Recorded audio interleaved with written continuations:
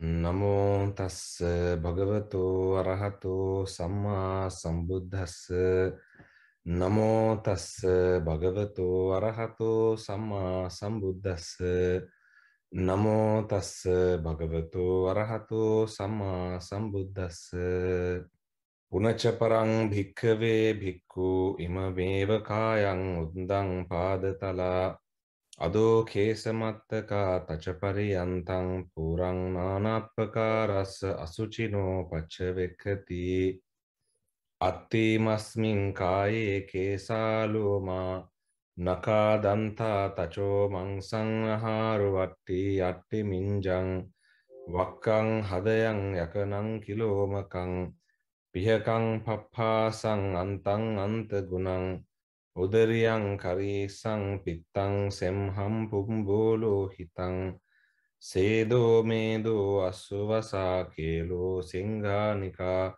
ලසිකා මුත්තන්ති. සද්ධාවන්ත කාරුණික පින්වතුනි, අදත් අපි සූදානම් වන්නේ සුපුරුදු පරිදිම සෑම ඉරිදා දිනකම සතිපට්ඨාන සූත්‍රය අරමුණු කරගෙන සාකච්ඡා කරන ඒ දේශනා මාලාවේ තවත් එක අංගයකට සමන් දෙන්නටයි. අද ධම්සෝ දේශනා මාලාවේ 105 වෙනි දේශනාව වශයෙන් දිගහැරෙන මේ දේශනාව මහා සතිපට්ඨාන සූත්‍රයේ අරමුණු කරගත් මාතෘකාව තුළ 16 වෙනි දේශනාව බවට පත් වෙනවා. මේ දේශනා මාලාවේ විශේෂයෙන්ම මේ දිනවල අපි සාකච්ඡා කරන සතිපට්ඨාන සූත්‍ර දේශනාවේ අරමුණ ඡේදයෙන් ඡේදයේ සතිපට්ඨාන සූත්‍රයේ තියෙන අර්ථය විග්‍රහ කිරීමයි. කෙටියෙන් අපි කොටසින් කොටස විස්තර කරගෙන යනවා. අපි ගිය සතියේ කතා කළා මේ දෙතිස් කුණපේ පිළිබඳව, එහි බාහිර ස්වභාවය පිළිබඳව බුදුන් වහන්සේ මාගන්ධියාගේ කතාව එහෙම අරගෙන අපේ කයේ යථා ස්වභාවය කොයි වගේද කියන එක පිළිබඳව අපි ප්‍රමාණාත්මක සාකච්ඡාවක් සිදු කළා. අද අපි කතා කරන්න යන්නේ මේ පටික්කුල මානසිකාරයේ දිගහැරෙන භාවනා ක්‍රමයේ කොහොමද සිද්ධ කරන්නේ කියන එක පිළිබඳව වැඩිදුර තොරතුරු සාකච්ඡා කරන්න. මොකද මේ හැම කාරණයක්ම භාවනා ක්‍රමයක්. හැම කොටසක්ම සතිපට්ඨාන සූත්‍රයේ තුල දක්වන හැම එකක්ම භාවනා ක්‍රමයක්. හැම වෙලේම පුනච පරම් භික්කවේ කියලා තථාගතයන් වහන්සේ මේ ඡේදයක් ආරම්භ කරද්දී දක්වන්නේ යලි නේද?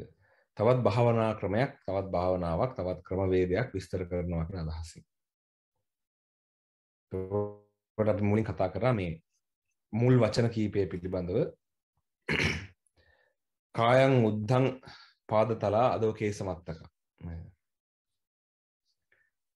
උඩින් කෙස් වලින් කෙරවල වුණු, යටින්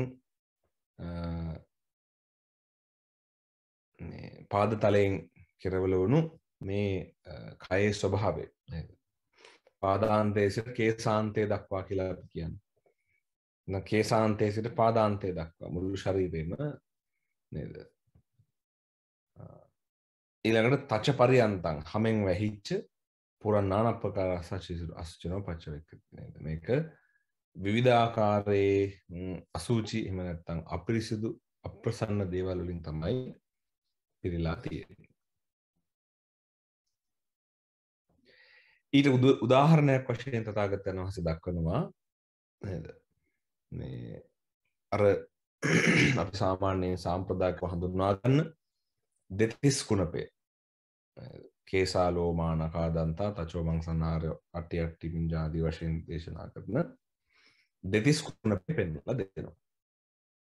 කේස්ලොම් නියදත් හම කියන පහ පිටින් ඒක දන්නේ කියන්න බෑ. පිටින් පේනවා ඒක. ඒ ටික බලන්න පුළුවන්. ස්වභාව බලන්න පුළුවන්. යම් මට්ටමකට නේද ඊළඟ 10ත් යම් මට්ටමකට ඊළඟ 5ත් යම් මට්ටමකට මන්සං නහාරු අට්ටි අට්ටි මිංජං වක්කම් නේද? යම් මට්ටමකට අපි දන්නවා මේ මස් නහර රට විදුරු ආදී තියෙනවා. ඊට පස්සේ ඉස්සරහට යනකොට ටිකක් ඉතින් නේද හෘදේ වස්තුව මේ අක්මාවාදී දන්නවා. නමුත් මේ කිලෝමක පිහක පප්පාසාදී සමහර දන්නේ නැති වෙන්න පුළුවන්. ඒ වගේ ගැටලුවක් නෑ. මොකද අපි මෙතන කරන්නේ අර මම කලින් කිව්වා වගේ ඒක ජීව විද්‍යා පාඩමක් නොවේ. මෙතනදී අපේ ප්‍රධාන අභිලාෂය වෙන්නේ මේ කය කුණප කොටස් වලින් සමන්නාගත වූ කයක් බව තේරුම් ගන්න. එච්චරයි. මේ කයේ ස්වභාවයේ තියෙන කුණප කොටස් කියන කාරණේ දැනගන්න තමයි මේ තියෙන්නේ. එච්චරයි. මේ කයට වෙන මේ කය ඇතුලේ තියෙන අර හැමෙන් වැහිලා ලස්සන කරන්නේ හැමනේ ගොඩක් වෙලාවට හැමෙන් වැහිලා ඇතුලේ තියෙන්නේ මහා කුණප කොටස් ගොඩක්.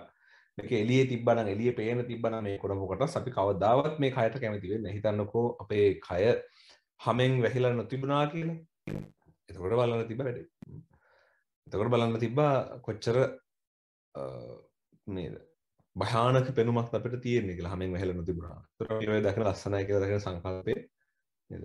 දකින්නේ නැහැ. අන්න ඒ නිසා මේ දෙතිස් කුණප කොටස් පිළිබඳ සිහිය පිහිටවීමෙන් කරන්නේ අපේ කයේ තියෙන යථා ස්වභාවය අපි පිළිගන්නවා. ඒක අපි මනවින් හඳුනා මෙච්චරයි. එතකොට අපි ඉස්සෙල්ලා මේ කොටස් ටික හඳුනා ගමු. නැත්තම් භාවනා කරන්න කලින් මොනවද කියලා දැනගන්න බෑ. නිසා අපි ඉස්සෙල්ලා මේ කොටස් ටික හඳුනගමු. මොනවද මේ කොටස්? මොනවද මේ කේසා ලෝමා නඛා දන්ත ආදී වශයෙන් කියන්නේ කියලා නේද? මුල් ටික නම් මම හිතන අවශ්‍ය නැහැ. නමුත් මම මුලින් ඉඳලම කතා කරන්නම්. ඒතකොට ඔබට මේ දෙතිස් කුණපේම දැක ගන්න. එහෙම නැත්නම් මේ කොටස් පිළිබඳ අදහස පහසුවෙන් මනසට ධාරණය කරගන්න පුළුවන් වෙනවා. පළවෙනි එක කෙස්. කෙස් කියලා කිව්වහම එතනදී කියන්නේ මේ අපේ ඔළුවේ තියෙන කෙස් විතරයි. අපි සාමාන්‍යයෙන් භාෂාව අනුව සමහරවට මේ සමහර භාෂාවලදී මේ කෙස් වලට යොදන වචනයම ඇඟේ තියෙන රෝම වලටත් භාවිතා කරන්න පුළුවන්. රැවුලටත් ඒ වචනයම සමහර වෙලාවට භාවිතා කරන සමහර භාෂාවල. ඒ නිසා අපි කෙස් කියද්දි විශේෂයෙන්ම මේ සිරසේ තියෙන අපේ ඔළුවේ තියෙන කෙස් වල ස්වභාවය. ඒතර සාමාන්‍යයෙන් අපිට සාපේක්ෂව ගත්තොත් නේද? එක එක වර්ණ තියෙන බල ප්‍රධාන වශයෙන් කළු වර්ණයෙන් යුක්ත. ඉහළට නැත්නම් හැමෙන් ඉහළට එළියට ආපු නේද? එක එක විවිධ හැඩතල තමන්ගේ හැටියට ඉතින් වක් වෙලා තියෙන පුළුවන් කැරලි ගහිලා කෙලින් එක එක විදිහවලට මේ කෙස් ස්වභාවය තියෙනවා. ඊළඟට නේද කෙස් වල අපි මුල්ලදීරේ මේක බලනකොට බලන්නේ කෙස් වල ස්වභාවය ඔව් මෙහෙම මේ වර්ණයෙන් මේ විදිහට මගේ හිසේ මෙහෙම කෙස් තියෙනවා. මේ කෙස් වල ස්වභාවය තමයි බලන්නේ. ඊළඟ අදියරවලදී අපි ඊට පස්සේ අදියරේදී මේක පිළිකුල් භාවය බලන්න පුළුවන්. නේද? පළවෙනි අදියරේ බලන්නේ මේකේ ස්වභාවය විතරයි. ඊට පස්සේ මේක නේද බලනවා කෙස් ටිකක් කපලා අතර දුන්නාට පස්සේ අපිට අතර දුන්න කෙස් ටික මාසයක් දෙකක් මොකොත් නොකර තියාගත්තොත් මොකද වෙන්නේ කියලා බලන්න පුළුවන්. ඔළුව හොදන්න නැතුව පිරිසිදු නොකර මාස දෙක තුනක් හිටියොත් මොකද වෙන්නේ කියලා බලන්න පුළුවන්. අන්න ඒතකොට අපිට අපි දන්නවා කෙස් වල ස්වභාවය කොයි විදිහටද කියන කාරණේ අපිට තේරෙනවා නේද? කෙස් වල ස්වභාවය එක. එතකොට මේ කෙස් වල ස්වභාවය මුලින් බලන්නේ හැඩතල ආදී ස්වභාවය විතරයි. ඊට පස්සේ තමයි බලන්නේ අභ්‍යන්තරයේ තියෙන ස්වභාවය. ලෝමා කියලා කියද්දී ඊළඟ කාරණේ. දැන් ඔන්න භාවනා කරන කෙනෙක් ඉස්සල්ලාම ඇස් දෙක පියාගෙන පසුවිට අපි වඩලා මේ ස්වභාවය පිළිබඳ සිහි කරනවා. මේ ඇවිල්ලා මේක මුල් අධීරය කරන එක. ඉස්සරහට යද්දී මේක වෙනස් වෙනවා ඊට වඩා ගොඩක්. මුල් අධීරයේදී මේ කෙස් වල ස්වභාවය බලලා හිත හොඳට එකඟ කරලා ඊළඟ එකට යනවා. ලෝමා. ශරීරේ කරක් බලනවා. ඒ තැන විතරක් අතේ හරි කොහේ හරි අපිට හොඳට පැහැදිලිව පේන තැනක තියෙන ලොම් තියෙන ස්වභාවය බලලා මේ තියෙන ස්වභාවය මේ ලොම් මේ විදිහට හැමෙන් එළියට එලා කෙස් හා සමාන ස්වභාවයක් තියෙන්නේ. මේක මේ විදිහට විවිධ හැඩතල වලට නේද සමහරට කැරලි ගැහුණු විදිහට කෙලින් වක් වූ ආකාරයෙන් විවිධ ආකාරයේ ලෝමය ඇඟේ පිහිටලා තියෙනවා. දරුවන් ඔය කර්ම දෙක එක හා සමාන ලක්ෂණ දෙකක් තියෙන කර්ම දෙකක් ලොම් සහ කෙස් කියලා කියනවා. දැන් මේක සංගීතයෙන් සමාන විය හැකි, මේක ජීව විද්‍යාත්මකව සමාන විය හැකි, බොහෝ සමානතා තිබිය හැකි. මොකද අපි මෙතන ආයෙත් මතක් කරනවා ජීව විද්‍යා පාඩම නෙමෙයි අපි කරන්නේ. අපි කරන්නේ සරලව කොයි විදිහටද මේ කෙස් තියෙන්නේ කියන කාරණේ, මේ ලොම් තියෙන කියන කාරණේ දකිනවා එච්චරයි. ඉන් එහාට දෙයක් නැහැ. ඒ නිසා මේකෙදි අපි බලන්නේ ඒ ලොම් තියෙනවා කියන දේ විතරයි. මෙහෙම දෙයක් අපේ කයේ මෙහෙම කුණප කොටසක් තියෙනවා එච්චරයි. ඒතර කෙස් වලට මේක සමාන විය හැකියි. ප්‍රශ්නයක් නෑ අපිට ඒක. අපි කරන්නේ නේද? කෙස් වල ස්වභාවය මේ වගේ ඒක කුණප කොටසක්.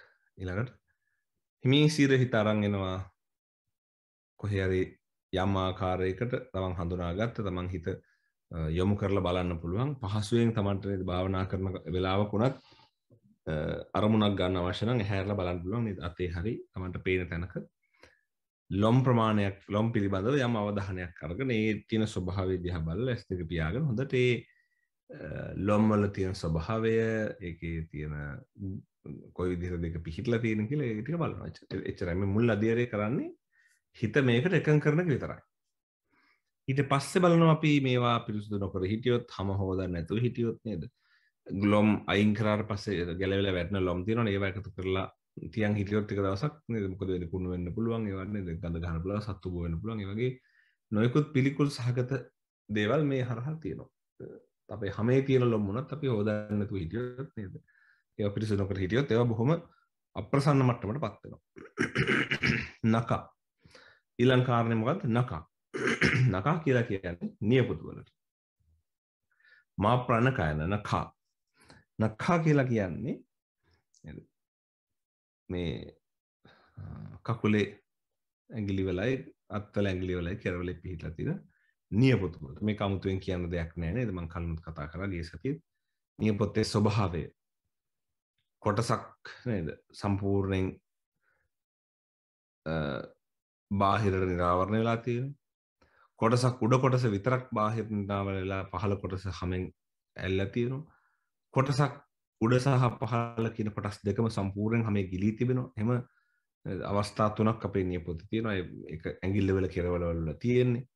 ඒක අස්තිය කොටසක් හෝ අනේ එහෙම කොටසක් නෙවෙයි වෙනම තියෙන කෑල්ලක් වෙනමයි නියපොත්තේ තියෙන්නේ. ඒක දකිනවා. දැකලා ඒ නියපොත්තේ ස්වභාවය දිහා බැලුවහම අපිට පේනවා ඒ වගේ හැඩතලයක් ඒ නියපොත්තට තියෙනවා.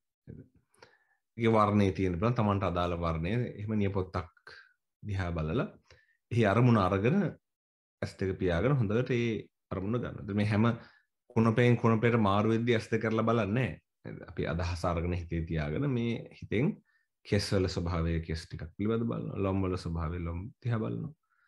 ඇස් දෙක පියාගෙන අපි මේක සිහි කර මෙනෙහි කරනවා. ගත්ත අරමුණ මෙනෙහි කරනවා. ඊළඟට දත්වල ස්වභාවය ලොම් නියපොත්තේ ස්වභාවය නියපොත්තේ තියෙන ස්වභාවය දකිනවා. ඊළඟට මේක පිරිසුදු නොකර හිටියොත් ඒ පළවෙනි අධීරේ බලන අරමුණ ගන්නවා විතර. දෙවෙනි අධීරට ඇවිල්ලා මේක කොයි වගේ ස්වභාවයක් තියෙන එකක්ද මේක ජරා වුණාම මොකද වෙන්නේ? කපලා නියපොත්තට ගොඩ ගහලා තිබ්බොත් ඒවා කොච්චර කාලයක් තියන් ඉන්න පුළුවන්ද? ඒවා කොච්චර නරක වෙනවද? මොනවද මේකේ තියෙන නේද?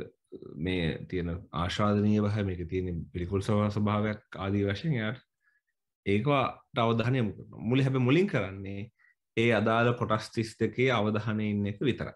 ආය මම එක කියන්නේ එක හොඳට මතක තියාගන්න. එතකොට ඊළඟ කාරණේ තමයි දන්තා. දන්තා කියලා කියන්නේ දත්වලට දත්වල ස්වභාවයක් තියෙනවා. විදුරු මස්සට ඇතුළට බහැලා කොටසක් තියෙන. ඊටු කොටස එළියට ඇවිල්ලා තියෙන්නේ. මේ දත් එක පිහිටින මුඛය ඇතුලේ විතරයි. ඒකත් අස්ති වගේ ද්‍රව්‍යකින් තමයි සකස් වෙලා තියෙන්නේ. තද ද්‍රව්‍යකින්. ඉතින් මේ දත්වල ස්වභාවය එක එක හැඩතල වලින් තියෙනවා. කුල් හැඩයෙන් තියෙනවා, පැතලි හැඩයෙන් තියෙනවා, ඝන හැඩයෙන් තියෙනවා. මේ දේවල් පිළිබඳව අවධානය යොමු කරලා දත්වල තියෙන ස්වභාවය බලනවා.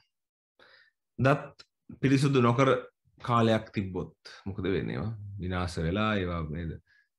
පණුව කාලා, දිරලා විවිධ විදිහට දත්වලට හානි වෙනවා. ඊළඟට අවසානයේ අපි කතා කළේ තචෝ හම. හමට එනකොට මුළු ඇඟ පුරාම කවරයක් වගේ ආවරණය වෙලා තියෙන. ආවරණයක් වෙලා තියෙන. නේද? පටලයක් වශයෙන් එහෙම නැත්නම් යම් වෙලුමක් වශයෙන් ඇඟ පුරාම තියෙන දෙයක් තමයි මේ හම කියලා කියන්නේ. යම් ඝනකමක් තියෙනවා. මේ හම තමයි තචෝ කියලා අපි හඳුන්වන්නේ. මේ හමේ ස්වභාවය තමයි නිරන්තරයෙන් මේ දහඩිය ආදී දේවල් වල හම කිලුට වෙනවා. දේවල් ගෑවෙනවා, කුණු තැවෙනවා, දුවිලි තැවෙනවා. ඒකට හම පිරිසුදු කරන කාර්යයක් තිබුත් මේක කුණප කොටසක් වෙනවා. නේද? මේකේ කුණප කොටසක් වෙනව නෙමෙයි. අතන මේකේ තියෙන යථා ස්වභාවය පේන්න පටන් ගන්නවා. කොහොමද හැම කුණපයක් තමයි. ඊළඟට ඉස්සෙල්ලා කරන්නේ අපි හැබැයි හැමේ ස්වභාවය බලනවා. මේ හැම කියන්නේ නේද? මේ ඇඟ පුරා විහිදී ගියපු මෙහෙම තියෙන මේ විදිහට විවිධ වර්ණයෙන් යුක්ත වෙච්ච නේද? ස්වභාවයක් තියෙන දෙයක් තමයි හැම කියලා කියන්නේ. හැම තේරුම් ගන්නවා. අපි හැමේ තියෙන ස්වභාවය බලලා ඒ ගැන හිත එකඟ කරනවා. ඊට පස්සේ අපි හැමේ පිළිකුල් භාවය ගැන බලනවා. මොකද එන හැම පිරිසිදු නොකර හිටියොත් එහෙම නැත්නම් කැලලක් කැඩලා අපි හිතමු හැම කැලලක් මොනවාරි හිතර කැපිලා වැටෙනවා කියලා දවස් කීයක් ඒක පිරිසිදු භාවයෙන් එහෙම නැත්නම් ඒ විදිහට තියාගන්න පුළුවන්. ඒක පණුව ගහන්න පුළුවන්, නරක වෙන්න පුළුවන්, ඒක පුස් ගන්න පුළුවන්. විවිධ විදිහේ දේවල් එකට වෙලා විනාශ වෙන්න පුළුවන්. අප්‍රසන්න පිළිකුල් බවට පත් වෙන්න පුළුවන්. ඊළඟට මේ කරුණු පහ දැන් ඔන්න මේ කතා කරපු කර්මස්ථානේ මේ තච පංචකේ මේ මුල් පහ මෙහෙම තමයි මේක පටන් ගන්න. භාවනාව පටන් ගන්න කියලා මේ පහ මෙනෙහි කරනවා. ආරෝහණ අවරෝහණ පිළිවෙල. ඔය අපි භාවනා කර්මස්ථානය ගන්නකොට ඒක අපි ඉගෙන ගන්නකොට නේද? ඉහළට පහළට දෙකම කරනවා. අපි දැන් පාලියෙන් මේ කියන්නේ කේසා ලෝමා නඛා දන්තා තචෝ කියලා. තචෝ දන්තා නඛා ලෝමා කේසා කියලා අනිත් පැත්තට ආරෝහණ අවරෝහණ ආලෝහණ. ඇයි ආරෝහණ අවරෝහණ ක්‍රමයට මේක මෙනෙහි කරන්නේ? අපේ සිහිය අවධානය වැඩිපුර තියාගන්න. ආරෝහණ ක්‍රමයට පිළිවෙලට කියන්න ගියොත් අපිට කටේ තියෙන පුහුණුවට ඔය කියවලා බලාගෙන යන්න පුළුවන්. අවරෝහණය කරද්දී සිහියෙන් බලන්න ඕනේ නේද? කේසා ලෝමා නඛා දන්තා තචෝ කියන ලේසි. ආපහු එනකොට තචෝ දන්තා නඛා ලෝමා කේසා ආදී වශයෙන් බලනකොට යා හිතලා ගන්න ඕනේ. අර ගත්ත පිළිවෙලට. අන්න එතකොට යා තව අවධානය වැඩිපුර ඒකට යොමු කරනවා. ඒ අවධානය වැඩිපුර යොමු කරන්න මොකද වෙන්නේ? සිහිය වැඩිපුර එතන පිහිටනවා. ඒක තමයි මේ කේසා ලෝමා නඛා දන්තා තචෝ දන්තා නඛා ලෝමා කේසා ආදී වශයෙන් අවරෝහණ ආරෝහණ පිළිවෙලකට මේක අපි කරන්නේ. ඒතර මුල් අදියරේ මෙයා මේක කරනකොට ආරෝහණ අවරෝහණ දෙකේදීම ස්වභාවය විතරයි බලන්නේ. ඊට එහා අදියරේදී ආරෝහණ අවරෝහණ දෙකේදීම ඒකේ පිළිකුල් භාවය, ඒකේ යථා ස්වභාවය, ඒකේ ඒක පටික්කුල භාවයට පත් වෙන හැටි ආදී සියලු දේම පරීක්ෂා කරලා බලනවා. ඊළඟ පහෙන් පහ විස්තර කරන්න යමු. මේක වැදගත් වෙනවා අපිට. දැන් මේ මුලින් ඉඳලා මම දන්නවා මේ ඔබට අමුතුවෙන් කේසා ලෝමා නඛා දන්තා තච උගන්නන්න ඕනේ නැහැ. මේක පේනවා හැට. නමුත් දැන් මේ පිළිවෙලට මේ හැම දෙයක්ම විස්තර කරන්න එපා. ඒ නිසා මේ හැම දෙයක්ම දන්නව වුණත් අහගෙන ඉන්න දන්න දේ තව ටිකක් අහගෙන තව ටිකක් මේක හොඳට පුළුවන් වෙනවා. 6 වෙනි කාරණේ. එහෙම නැත්නම් දෙවෙනි කොටසේ පළවෙනි කාරණේ වශයෙන් දක්වන්නේ මන්සං. මස් නේද? මන්සං කියලා කියන්නේ මාංශ පේශි. අපේ ඇඟේ පුරාම තියෙන මාංශ පේශි. ඒ පේශි තමයි හැමට ඇතුලෙන් තියෙන්නේ. ඒක තමයි මන්සං කියලා කියන්නේ. ඒතර දැන් මේක මිනිස්සෙගේ ස්වභාවය කියාපාන එක්තරා ඒකකයක් නේද? මොකද මස් තියෙන මස් ප්‍රමාණයේ හැටියට ශරීරයේ තියෙන මස් වල මාංශ පේශි ස්වභාවයද එයා ශක්තිමත්ද නැද්ද කියන කාරණේ අපි ඒක ප්‍රමාණාත්මක අගයක්. දැකුම් කළුද නැද්ද කියන එක නේද? ඒක ප්‍රමාණාත්මක අගයක්. අපි ඒ ප්‍රමාණ කරනවා දේවල් අගයක් දෙනවා තමන්ගේ ශරීරයේ තියෙන හැම වර්ණයට වගේම තමයි. මේ වර්ණයටත් එහෙමනේ. ඒතර මාංශ පේශි වලින් ගොඩක් වෙලාට කෙනෙක්ගේ ශරීරයේ හැඩය ප්‍රධාන වශයෙන් තීරණය කරනවා. දැන් යම් මාංශ පේශි ප්‍රමාණයක් අපේ අඩු වුණා කියලා අපේ හැඩය සම්පූර්ණයෙන් වෙනස් වෙනවා. හිත අඳුරන්න බැරි විදිහට අපේ අංගේ වෙනස් වෙන්න පුළුවන් මේ මාංශ පේශි දුර්වලලා ගියොත්. නේද? ඒතර මස් කියන කාරණේ අගේ ඇතුලේ තියෙන එකක් මේක.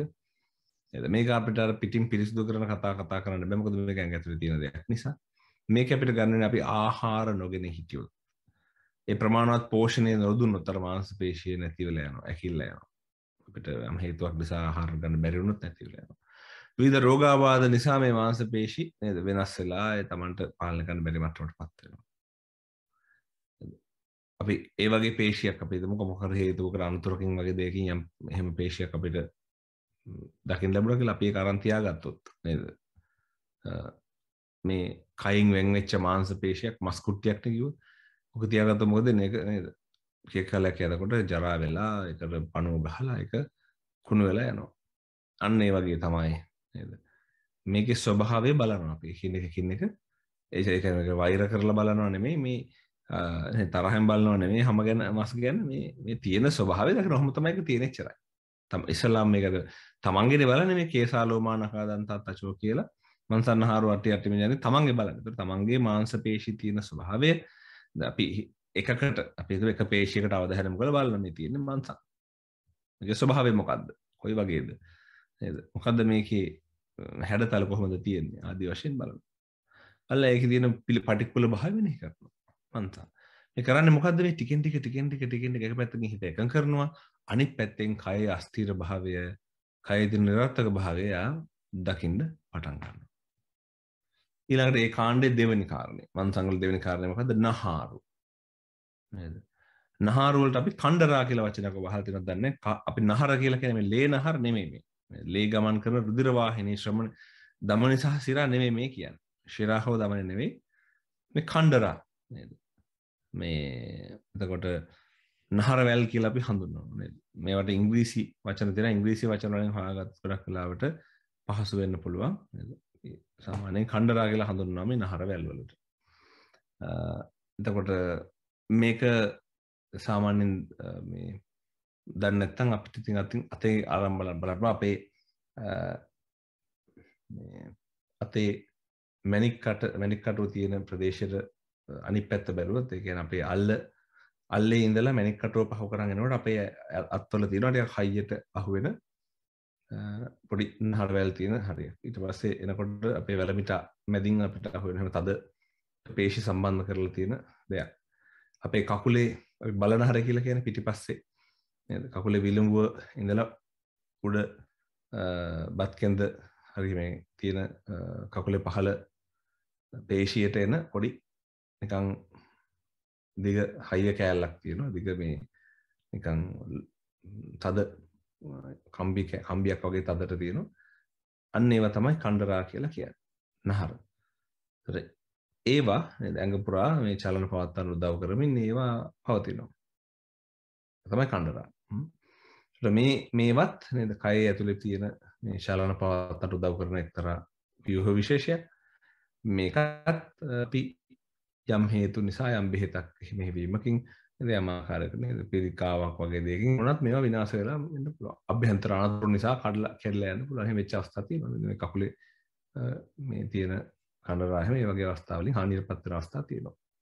මේක නිත්‍ය වශයෙන් පවතින දෙයක් නෙවෙයි. මේක පවා අපි යම් හේතුවකින් එහෙම කොටසක් අපි අරන් තියාගත්තොත් කොහේ හරි කරන්න බෑ. මොකද ඉතින් මානව ශරීරයේ ජීවිතවන්තරින්දි කරන්න පුළුවන් කාරණා නෙවෙයි. කොහොමද අපි හිතමුකෝ මේ ගිය කෙනෙක්ගේ හරි එහෙම කෑල්ලක් අරන් තියාගත්ත කියලා එහෙම නිකන් ස්වභාවික පරිසරයේ තියන්න බෑ. ඒකත් අර විදිහටම නරක වෙලා කුණු වෙලා කුණප කොටස් බවටපත් වෙනවා. තියෙන කොටත් ඒක කුණප තමයි. මොකද ඒක හැමදාම පවතින එකක් නෙමෙයි. ඒ නිසා ඊට පස්සේ මංසං නහාරු තුන්වෙනි එක අට්ටි. මේක නම් ඉතින් හැමෝම දන්නවා. අට්ටි කියන්නේ ඇටකොටුනේ. අස්ථි පංජරයේ අපේ සිරසේ සිට පාදාන්තය දක්වා ගත්තොත් තියෙන අස්ථි. අපි අර ඇට සෙල් දිහා බලලා භාවනා කරන වගේ අස්ථි කොටස් තියෙනවා. ඇට කියලා කියනවා. අස්ථි කොටස් ගත්තාම හයියට සුදු වර්ණයෙන් යුක්තව හයියට තියෙනවා. ඒවා වුණත් අපි බාහිර පරිසරය නිරාවරණය කරලා තිබ්බොත් නේද? ඒවා විනාශ වෙනවා. අභ්‍යන්තර පරිසර තුන උනත් විවිධ රෝගාබාධ නිසා ඒක විනාශ වෙලා යන්න පුළුවන්. අනිත්‍ය භාවයට පත් වෙලා යන්න පුළුවන්. මිනිහෙක් මරණයටපත් වුණාට පස්සේ අන්තිමේටම ඉතුරු වෙන යටකටු ටික අමුසොනට ගිහින් දැම්මොත් එතනදී ඉතුරු වෙලා යටකටු ටිකත් අන්තිමේට පොළොවටම ඉදිරලා යනවා. ඊළඟට අට්ටි මින්ජාන් කියලා කියන්නේ ඇටකටු ඇතුලේ තියෙන මේ ඇට මිදුළු. ඇට මිදුළු කියලා අපි කියන්නේ ඇටකටු ඇතුලේ තියෙන ඇට මිදුළු නේද? රතු වර්ණයෙන් අර ඇටකටු ඇතුළට වෙන්න තියෙනවා. ඒක තමයි අට්ටි මින්ජා කියලා කියනවා. දැන් භාවනා කරන කෙනා මොකද කරන්නේ? මන්සං නහාරෝ අට්ටි මින්ජා කියලා ඒ කොටස් සිහි කරන ගමන් අපි බලනවා ඒ වගේ ස්වභාවය. අට්ටි මින්ජාන් කියන්නේ අෂ්ටය ඇතුලේ මේ රතු ගුරු වර්ණයෙන් යුක්තව තියෙන මේ යම් තලපයක් වගේ ඇතුලේ තද වෙච්ච තියෙනවා. ඊට පස්සේ වකුගඩු වක්කම්. ඒ දෙවෙනි 10 දෙවෙනි 5 නැත්නම් 10 වෙනි එක දෙවෙනි 5 කණ්ඩායමේ අන්තිම එක වක්කම් කියන්නේ වකුගඩු. ඒක වකුගඩු තියෙන ස්වභාවය තැන නේද? කොන්දේ උඩට වෙන්න දෙපැත්තෙන් අපි අර ඉන්නට අත දෙක තිබ්බම අපිට ඇඟිලි දෙක තියෙන තැන කියලා කියන්නේ. ඒ තැන් වලට වෙන්න වකුගඩු දෙක තියෙනවා. ඒවත් රෝගාබාධ නිසා විවිධ පිළිකා ආදී දේවල් නිසා ඒව නරක වෙලා විනාශ වෙලා යන්න පුළුවන්. ඒ වගේ මේවා යම් හේතුවකට එකක් අපි අරන් එළියෙන් තිබ්බොත් එහෙම නේද? මොකද වෙන්නේ? ඒක කුණු වෙලා යනවා. ඒක හැමදාම පවතින්නේ. ඒක කුණප කොටස බවට පත් වෙනවා. ඒ නිසා මේ කුණප කොටස එකත් දකිනවා. වග්ගඩු කියන්නේ කුණප කොටසක්. ඒක දකිනවා. ඒ තමයි දෙවෙනි පහ. දැන් ඔන්න පහෙන් පහ පුරුදු කරන කෙනා පළවෙනි පහ පුරුදු කරනවා. ඊට පස්සේ දෙවෙනි පහ පුරුදු කරනවා. ඊට පස්සේ 10 මේකට පුරුදු කරනවා. මේකත් අර මම කලින් කිව්ව ආරෝහණ අවරෝහණ පටිපාටියේ යන්න පුළුවන්. ඒ විදිහටම නේද? මංසං නහාරෝ අට්ටි අට්ටි මින්ජං වක්කං කියලා ගිහිල්ලා වක්කං අට්ටි මින්ජං අට්ටි නහාරෝ මංසං අනිත් පැත්තට මේක අපිට භාවිතා කරනවා. ඒ අනිත් පැත්තට එහෙම නැත්නම් අවරෝහණ පටිපාටියට කිරීමෙන් සිහිය තව වැඩෙනවා. ඒක ඇත්තට බලාපොරොත්තු වෙන්නේ නැත්තර. තව හොඳින් අපි අවධානය ඇති කරගන්නවා කියන එක. ඊළඟට දැන් මේ මුල් අධීරයේ අපි අවධානය එහෙම නැත්නම් මේ දේවල් හඳුනාගෙන විතරයි යන්නේ. ඊට පස්සේ අධීරයේ තමයි අපි මේ වගේ කුණප කොටස් නේද ටික කාලයක් කරලා ඉවර වෙලා ඊට පස්සේ තමයි අපි එක එක කොටස් වල කුණපේ එහෙම නැත්නම් නරක් වෙන හැටි ඒවා පිළිකුල් වෙන හැටි බලාගෙන යන්නේ. සමහර දේවල් තියෙන ස්වභාවයෙන්මත් පිළිකුල් තමයි. ඇත්තටම ඉතින් මස් නහර ඇට මිදුළු ආදී බැලුවම තියෙන ස්වභාවයෙන්ම පිළිකුල්. වග්ගඩු තියෙන ස්වභාවයෙන්මත් පිළිකුල් තමයි. බාහිර දේවල් තමයි ටිකක් කාලයක් ගියාම අඩුම තරමේ පිළිකුල් බහට පත් වෙනවා. මොකද නිතර පිරිසිදු කරන නිසා අභ්‍යන්තර දේවල් බලන ස්වභාවයෙන්ම දුගදයි අපිරිසිදුයි තමයි. ඊළඟට තුන්වෙනි කණ්ඩායම පහේ කණ්ඩායම වලින් පහේ කොටස් වලින් බෙදුවේ. තුන්වෙනි එක තමයි හදයන් යකනං කිලෝමගම් පියවම් පප්පාස. සමහර වෙලාවට අපි මේ පාලි වචනෙම යොදා ගන්නවා ඔබට පහසු නම් ඒක ගොඩක් හොඳයි. පාලි වචනේ සිංහල තේරුමත් ඇතුවම මොකක් ගැනද මේ කියන්නේ කියලා දැනගෙන බලනවා නම් ගොඩක් හොඳයි. මේ භාවනාවට විතරක් නේද? හැම එකටම මේක හරියන්නේ නැහැ. ඒ වගේදී සිංහලෙන් ඇහෙන ක්‍රම ඊට වඩා හොඳට කරන්න බලන්න. මෙතනදී අර අපි ක්‍රමේ දන්න නිසා අපිට නේද? ඒ අදාළ කරන වචන ටික හරියට පිළිවෙලට බලාගෙන ගියාම අපිට ඒක දකින්න නැත්නම් පහසුවෙන් මේ ග්‍රහණය කරගන්න පුළුවන්කම ලැබෙනවා. ඊළඟට මේකෙත් අර විදිහටම හදයන් යකනං කිලෝමකම් පිහකම් පප්පාසං කියලා පප්පාසං පිහකම් කිලෝමකම් යකනං හදයන් ආදී වශයෙන් ආරෝහණ අවරෝහණ විදිහට බලනවා. එතකොට ඔබට සිංහල අර්ථ අවශ්‍ය නම් සිංහල අර්ථ ටික බලාගෙන ඒකෙම භාවනාවත් කරන්න ප්‍රශ්නයක් නැහැ. පාලියෙන් ගාථා පාලියෙන් වචනේ කියලා සිංහලයෙන් ඒක තේරුම් ගන්න පුළුවන් නම් ඒක අමාරු නෑ. අපි මේ වචනයක් ගැන අර්ථය කියන නිසා එහෙම කරාට ප්‍රශ්නකුත් දැන් ගැටලුවක් නෑ භාෂාව මොකක් වුණත්. හරි. හදයන් කියන්නේ හදේ වස්තුව නේද? හදේ වස්තුව කියලා කියන්නේ රුධිරයේ පිරිච්ච නේද? අපි බලු බැල්මෙමත් නේද? රුධිරයේ එහෙම රුධිරයේ දුගන්ධය තියෙන කොහොම මේ ප්‍රබලම ඉන්ද්‍රියක් අපේ ඇඟේ තියෙන. මේකත් ඉතින් අර වගේම තමයි තියෙන ස්වභාවය තියෙන තැන පපුවේ නේද? මැදින් මදක් වම් පැත්තට බර වෙන්න තියෙන්නේ. වැඩි කොටසක් වම් පැත්ත පපුරස් කොහරේ වම් පැත්ත තමයි භාවිත කරගෙන තියෙන්නේ. මැද සිට වම් පැත්ත දක්වා විහිදලා තියෙන්නේ. ඇලවෙලා ඒ ස්වභාවය දකින්න මේක දකින්න බැරි නම් අපිට අන්තර්ජාලයෙන් හරි කොහෙන් හරි මේක පින්තූරයක් බලන්න පුළුවන්. බලලා මෙහෙමයි මේක තියෙන්නේ කියලා තේරුම් ගන්න. ඒ කොටස හෘදය නිත්‍ය වශයෙන් පවතින්නේ නැහැ කියන කාරණේ.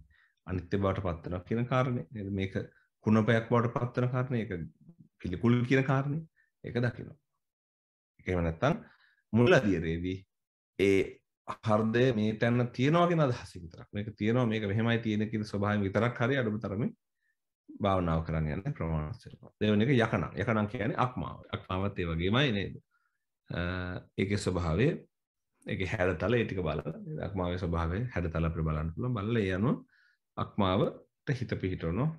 හිත අර මේක සමත ක්‍රමයක් වශයෙන් යනකොට අපි කරන්නේ හිත අරමුණෙන් අරමුණට අරගෙන තියාගෙන යන එච්චරයි. මේක විදර්ශනා මට්ටමට ඇදී තමයි අපි එහෙම නැත්නම් සතිපට්ඨාන සිහිය පිරවන්නේ තමයි මේකේ තව කොටස් ඉස්සරහට නේද මේක පටික්කුල භාවය ගැන හොඳට බලලා ඒ පටික්කුල භාවය කොහොමද තියෙන්නේ කියන එක ඇයි පිළිකුල් වෙන්නේ කියන කාරණා ආදී බලන්න. මේක ඉතින් බලන්න දෙයක් නෑ. ඇත්තටම ඔබට මේකේ තියෙන ස්වභාවය බැලුවත් අභ්‍යන්තර ඉන්ද්‍රිය පිළිකුල් තමයි. බාහිරට රන් ඉතින් දවස් දෙක තුනක් තිබ්බහම ඒක නරක වෙලා යනවා ස්ථිරව පවතින්නේ නැහැ. ඒක නේද? ජරා ජීර්ණ භාවයට පත් වෙනවා කියන එක තමයි මෙතන ප්‍රධාන තේරුම් ගන්න තියෙන කාරණය. ඊළඟට කිලෝමකය කියලා කියනවා. මේ කිලෝමකය කියලා කියන්නේ මේක සිංහලෙන් දලබුව කියලා කියන්නේ. සිංහල වචනේ කවදාවත් අහලා නැති වෙන්නත් පුළුවන්. මෙම්බ්‍රේන් කියලා ඔයගොල්ලෝ අහලා තියෙනවද දන්නේ නැහැ තියෙනවා. ඒක තමයි මේ අපි කතා කරන දලබුව කියලා කියන්නේ ඉංග්‍රීසියෙන් මෙම්බ්‍රේන් කියලා කියනවා. ඒක අරන් බැලුවොත් ඔබ අන්තර්ජාලය හොයලා බැලුවොත් තියෙනවා ගොඩක් තැන්වල තියෙනවා මේ. මේ පාලි භාෂාවෙන් පටිච්චන්න අපටිච්චන්න කියලා දෙකක් වෙන් කරනවා විශේෂයෙන්ම මේ හැමේ ඒකේ අපටිච්චන්න දැන් ඇතුලේ තියෙන කොටස තමයි මේ කිලෝමකේ ඇතරම හැමේ මේද ස්තරයත් හැමයි මේද ස්තරය අතර මැද දිගටම මේක පිහිටලා තියෙනවා නේද එලට ඉන්ද්‍රිය වටා පිහිටලා තියෙනවා ඒ ස්වභාවය දන්නවා අපි ඒ ස්වභාවයෙන් තමයි යන්නේ නේද පටිච්චන්න කියලා කිව්වහම අර සීලමුඛ කුහරය කියලා අපි හඳුනා ගන්න ඒ කොටස වහගෙන තියෙන කොටසක්. ඒක මෙහෙම කියනකොට තේරුන්නේ නැත්තම් ඔබ හොඳම දේ තමයි බලන්න දලබුව කියන වචනේ හොයලා නැත්නම් මෙම්බ්‍රේන් කියන වචනේ හොයලා බලන්න. ඒ අනුව ඔබට දකින්න පුළුවන් මේ කය කොහොමද ඒක තියෙන්නේ කියලා. ඒ අදහස අරගෙනම ඒක සිහි කරන්න. මේ වචනෙන් ගන්න එපා. මොකද වචනෙන් ගත්තට ඔක තේරෙන්නේ නැහැ. ඒ නිසා අදහස අරගෙන පින්තූරයේ ස්වභාවය අරගෙනම කයේ තියෙන විදිහ තැන දැනගෙනම ඒකට සිහිය පිහිටවන්න. එතකොට ඔබට හරියටම දන්නවා මෙතන මෙහෙම දෙයක් මෙහෙම තියෙනවා. ඒත් සිහිය පිහිටනවා ඊට පස්සේ ඒකත් එහෙම ඒකත් පිළිකුල් බාටපත් වෙනවා. ඒක නරක වෙන හැටි. ඒක තියෙන ස්වභාවයෙන්මත් ඒකේ බොහොම දුර්ගන්ධය තියෙන ආකාරය ඒ ටික බලනවා. ඊළඟට පිහකම් කියලා කියනවා බඩදිව කියලා කියනවා. බඩදිව කියලා අපි සිංහලෙන් හඳුන්වන්නේ ප්ලීහාවට ඇත්තටම. ප්ලීහාව තමයි මේ පිහකම් කියලා කියන්නේ. ප්ලීහාව නේද? මේ ශරීරයේ ආමාශයේ තියෙන පැත්ත. දැන් අපි අක්මාවේ වැඩි කොටසක් තියෙන ආමාශයේ තියෙන පැත්තෙන් අනිත් පැත්තෙන්. අපි අපේ ඉස්සරහෙන් මනුෂ්‍ය ශරීරය දිහා බලනකොට අපි අපේ දිහා පල්ලෙහා හැරලා අපේ බඩ දිහා බැලුවොත් අපේ ආමාශයේ තියෙන්නේ අපේ වම් පැත්තට බරව. අපේ අක්මාව තියෙන්නේ අපේ දකුණු පැත්තට බරව. උරස් කුහරේ පපුවට පොඩ්ඩක් පහළින් උරස් කුහරය තුල අක්මාව තියෙන්නේ. ඒතර මේ ප්ලීහාව තියෙන්නේ ඒ වගේ වම් පැත්තේ ආමාශයට මදක් සමාන්තරව මේ වම් පැත්තට වෙන්න තියෙනවා. එතකොට ඒකේ ස්වභාවය බලන්න පුළුවන් රතු පාට වර්ණයෙන් යුක්ත මේ නිකන් අක්මාව වගේ එකක් තමයි. ඒ වගේ වැඩකුත් ඒ වගේ කාර්යභාරයකුත් කරනවා. රතුරු දුරාණු විනාශ කිරීම ආදී ඒ කියන්නේ කාලය ගත කරනාට පස්සේ ඒ වගේ ඒව මරණයටපත් රතුරු දුරාණු මරණයටපත් වෙන තැන වශයෙන් ප්ලීහාව හඳුන්වන අක්මාය සහ ප්ලීහාව තමයි රතුරු දුරාණු මරණයටපත් වෙන්නේ. ඒ වගේ කොටසක් තමයි මේ තියෙන ඉන්ද්‍රිය. මේකත් ඔබ මෙහෙම වචනෙන් කිව්වට තේරෙන්නේ නැත්නම් ඒක හැමම නවතින්න එපා කමක් නැහැ කියලා ඒක බලන්න. අන්තර්ජාලය කියලා ඒකට ප්ලීහාව කියන වචනේ හොයාගන්න බැරි නම් ස්ප්ලීන් කියලා තියෙනවා. ස්ප්ලීන් එක හොයලා බලන්න. එතකොට ඔබට හොයලා බලන්න පුළුවන් මේකේ ස්වභාවය දකින්න. ඊළඟට පප්පාසං කියලා කියන්නේ පෙනහළු වලට. ඒක නම් මුතින් බලන මරු නෑ අපි දන්නවා. පෙනහල්ලේ ස්වභාවය, පෙනහල්ලේ තියෙන හැටි, ඒ ස්වභාවය දන්නවා. නේද? ඒ තමයි ඊළඟ පහ නේද? මොනවද ඊළඟ පහ අපි දැන් කතා කරේ? හදයන් යකනම් කිලෝමකම් පිහකම් පප්පාසං නේද? එතකොට හෘද වස්තුව නේද? අක්මාව එවැගේම බඩදිව දලබුව බඩදිව සහ පෙනහළු මේ කොටස් පහදන්න 15ක් බැලුවා. ඊළඟට අන්තං අන්තගුණං උදරියං කරීසං කියලා මත්තලුංගම් කියන එකත් අපි මෙතනදී කතා කරනවා. එතකොට මොකක්ද එන්නේ? අන්තං අන්තගුණං. අන්තං කියලා කියන්නේ ඇත්තටම පාලි විග්‍රහය හැටියට නම් මුළු ආහාර මාර්ගයම. මුළු ආහාර මාර්ගයම තමයි ඇත්තටම උගුරෙන් පහළ ඉඳලා සම්පූර්ණයෙන්ම අන්දෝ මාර්ගය දක්වාම තියෙන මුළු කොටසම තමයි මේ අන්තං කියලා හඳුන්වන්නේ. කුඩාන්තර මහාන්තර ඔක්කොම ටික එකතුලා අන්තං කියන වචනේ හඳුන්වන මුළු කාරණේ ආමාශය පවා යන්නේ මේකට ඇත්තට අන්තං කියන කොටසට. ඒක කොයි විදිහටද තියෙන්නේ කියලා බලනවා. ඒකේ ස්වභාවය ඒකේ පිළිකුල් සහගත බව බලනවා. මුලින් බලන්නේ කොයි විදිහට තියෙන්නේ ඊට පස්සේ තමයි ඊට පස්සේ අන්ත ගුණං කියලා කියනවා. අන්ත ගුණං කියලා කියන්නේ අපි අතුණු බහන් කියලා කියනවා. නොදිර වූ ආහාර. අතුණු බහන් කියලා කියනවා.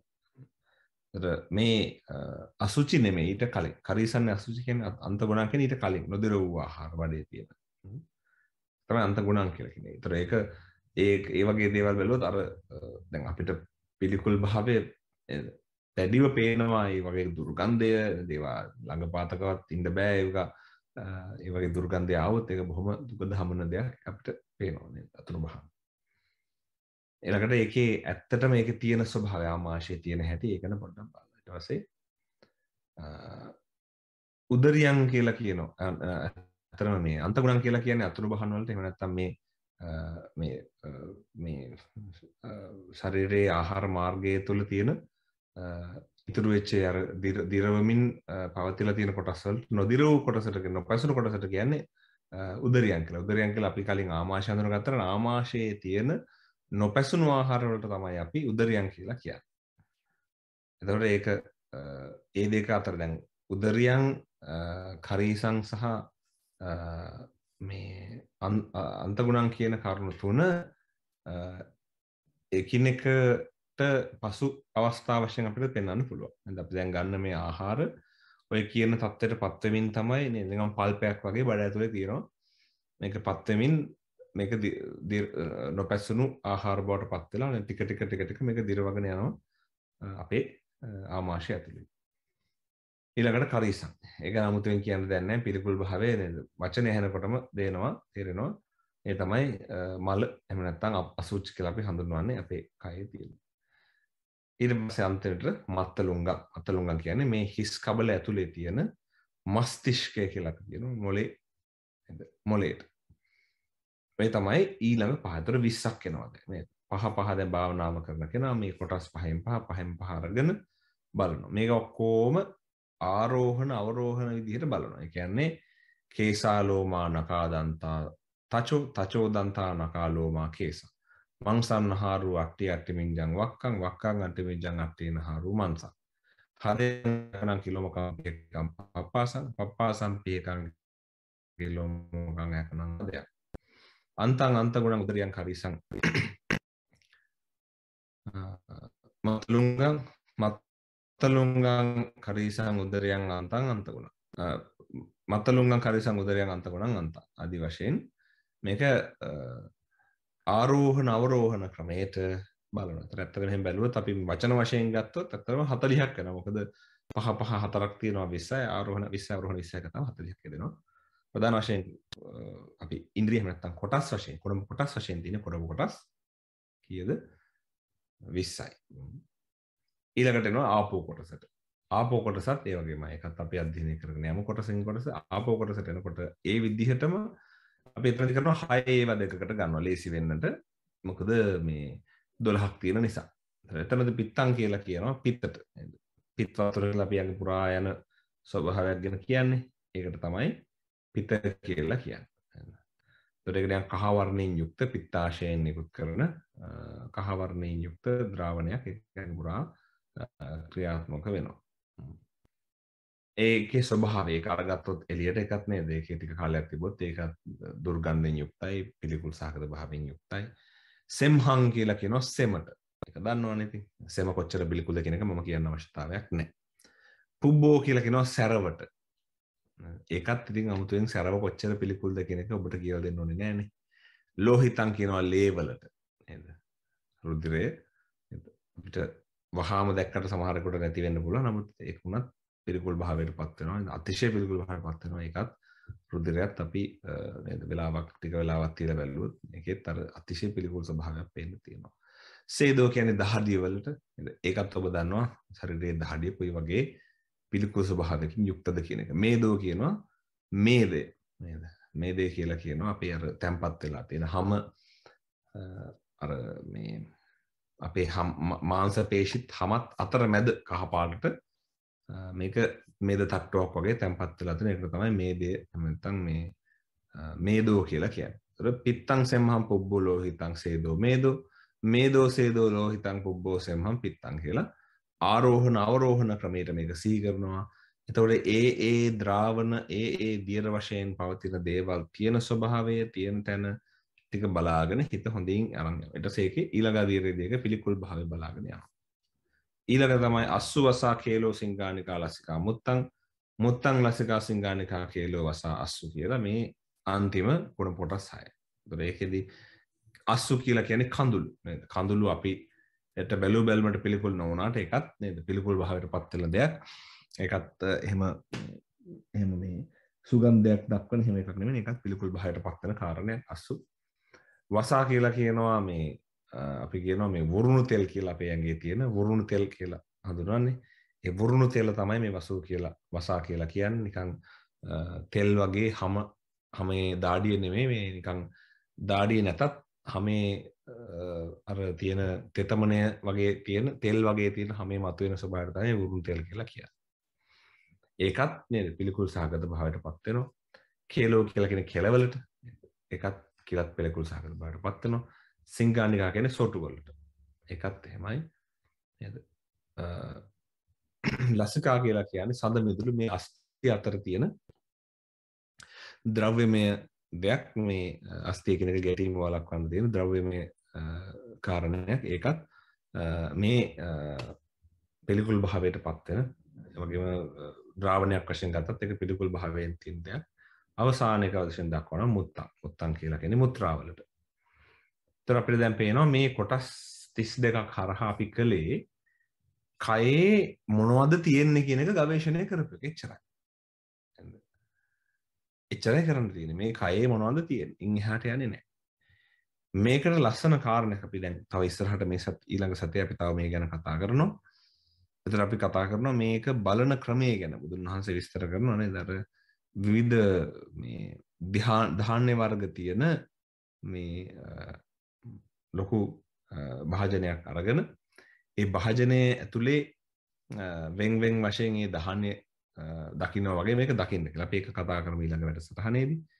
ඉතින් අපි මේ දැක්කේ දැන් මේ භාවනාව මේ විදිහට පහෙන් පහ අන්තිම කොටස් දෙක 6 දවයි මේක කරලා බලන්න. මුලින් කරනකොට මේක ස්වභාව මේ තියෙන විදිහ විතරක් හඳුනාගෙන කරගෙන යන්න. ඊට පස්සේ ටිකක් ඒක හොඳට පුහුණු වුණාම පුළුවන් වුණාම ඊට පස්සේ අභ්‍යන්තරයේ තියෙන ස්වභාවයන් තව ගවේෂණය කරන්න උත්සාහවත් වෙන්න. ඒ වගේ තියෙන කුණප වහය බලන්න. හැබැයි මේක අප්‍රිය කරගන්න එපා. මේ කුණප කොටස් බලනවා කියලා අප්‍රිය කරගෙන තමන්ගේ ශරීරය අප්‍රිය භාවයටපත් එහෙම කරන්න එපා. එහෙම නැතුව තමන්ගේ ස්වභාවය බලලා තමන්ගේ ශරීරයේ තියෙන ස්වභාවය බලලා නේද? මේක යථාර්ථයෙන් මගේ කය මෙහෙමයි කියලා තේරුම් ගන්න. අඩුම තරමේ ඒ ඇති. ඒ වගේ තේරුමකටයි අපි යන්නේ. අනිත් එක මේත් එක්ක අපි විශාල වශයෙන් සිහිය වඩනවා. මොකද දැන් මේ හැම කාරණයක් එක්කම අපිට හිත තියන් ඉන්නවා කියන්නේ අපේ හිත හොඳට සිහිය පිහිටවනවා.